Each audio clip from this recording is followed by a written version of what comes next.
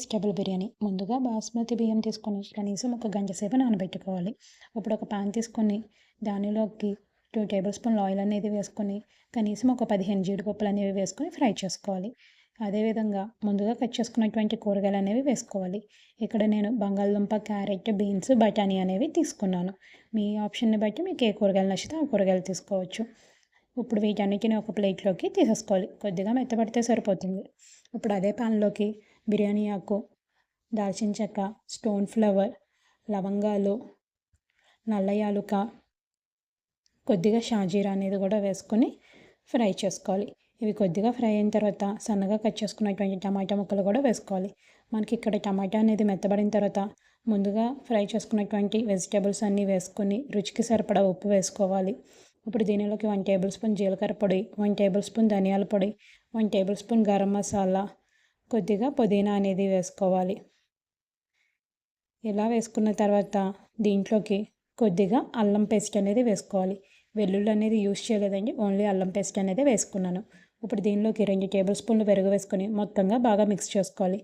1 glass water వేసుకొని మూత పెట్టుకొని దీన్ని కుక్ అవుతూ ఉండనివ్వాలి. ఇప్పుడు బాస్మతి బియ్యం ఉడికించుకోవడం కోసం సరిపడా వాటర్ అనేది తీసుకుని దాంట్లోకి షాజీరా, స్టార్ అనన్స్, లవంగాలు, చెక్క, స్టోన్ ఫ్లవర్, నల్ల యాలకులు వేసుకోవాలి.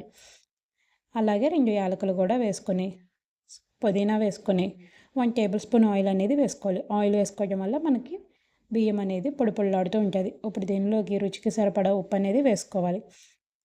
చూసారు కదా, ఇలా వేసుకున్న తర్వాత రైస్ మొత్తం ఉడకనివ్వాలి. ఎప్పుడైనా వాటర్ ఉప్పగా ఉంటే మనకి రైస్కి ఉప్పు అనేది సరిపోతుంది. ఇప్పుడు ముందుగా ప్రిపేర్ చేసుకున్నటువంటి గ్రేవీ ఉంది కదండి, ఆ గ్రేవీలోకి రైస్ అనేది లేయర్ లాగా వేసుకోవాలి. ఏది ఏమైనాను బిర్యానీ ఇంట్లో చేసుకుంటేనే చాలా టేస్టీగా అనిపిస్తుందండి. అంతా కష్టపడి మనం వెళ్ళి తెచ్చుకున్నా చల్లారిపోతుంది. కొన్ని రెస్టారెంట్లోనే తిందామనుకుంటే ఆ ఉత్సాహానికి ఎక్కువ తినలేము. ఇలా మొత్తం లేయర్ లాగా వేసుకున్న తర్వాత కుంకుమ పూలు కలిపినటువంటి పాలు అనేవి పోసుకోవాలి. ఇది పూర్తిగా ఆప్షనల్, నా దగ్గర ఉంది కాబట్టి చేశాను. ఇప్పుడు దీనిలోకి పైన కొద్దిగా పుదీనా ఆకులు వేసుకోవాలి. పుదీనా ఆకులు ఇలా పైన వేసుకుంటే మనకి ఇది మగ్గేటప్పుడు చాలా మంచి ఫ్లేవర్ అనేది వస్తుంది.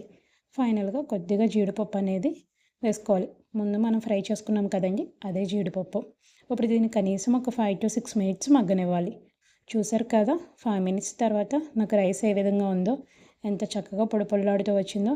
ఇంకెందుకు ఆలస్యం, ప్లేట్లోకి సర్వ్ చేసుకొని కావాల్సిన కర్రీ వేసుకొని తింటే ఓకే. నేను దీంట్లోకి మకానా కర్రీ ప్రిపేర్ చేశాను, అది కావాలంటే మన ఛానల్లో ఉంది, ఒక్కసారి ఫాలో అవ్వండి. ఇంకెందుకు ఆలస్యం, ఉల్లిపాయ వెల్లుల్లి లేకుండా వెజిటేబుల్ బిర్యానీ రెడీ. ఒకసారి ట్రై చేసి చూడండి, కామెంట్ చేయండి. ఉల్లిపాయ వెల్లుల్లి లేకుండా కూడా ఇంత పర్ఫెక్ట్గా బిర్యానీ వస్తుందని ఎక్స్పెక్ట్ చేశారా? ఇంకెందుకు ఆలస్యం, please subscribe my YouTube channel, like, share and comment also. Thank you all.